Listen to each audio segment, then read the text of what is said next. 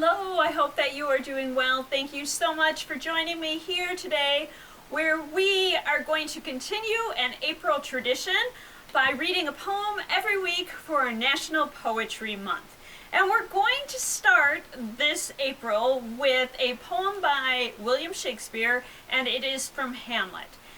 And the reason I'm doing this is because I really love William Shakespeare, and I recently watched the BBC production of Hamlet with David Tennant, and it is so amazing. So if you've never seen that, check it out.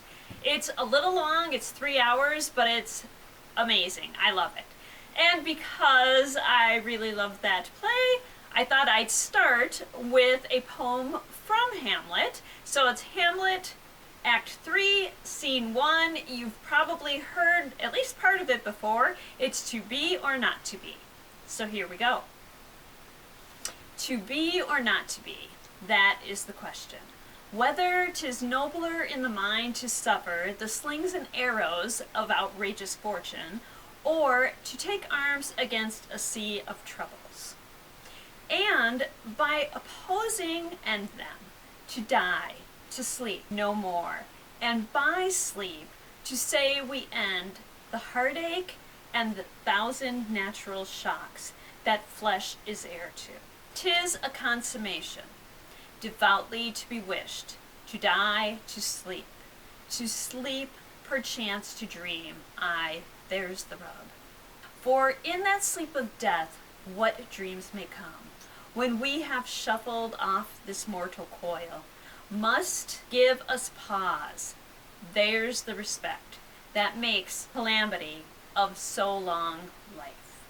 For who would bear the whips and scorns of time, the oppressor's wrong, the proud man's contumely, the pangs of despised love, the law's delay, the insolence of office, and the spurns at patient merit of the unworthy takes, when he himself might his quietest make with bare bodkin? Who would fardels better, to grunt and sweat under a weary life, but that the dread of something after death, the undiscovered country from whose bourne no traveler return, puzzles the will, and makes us rather bear those ills we have than fly to others that we know not of.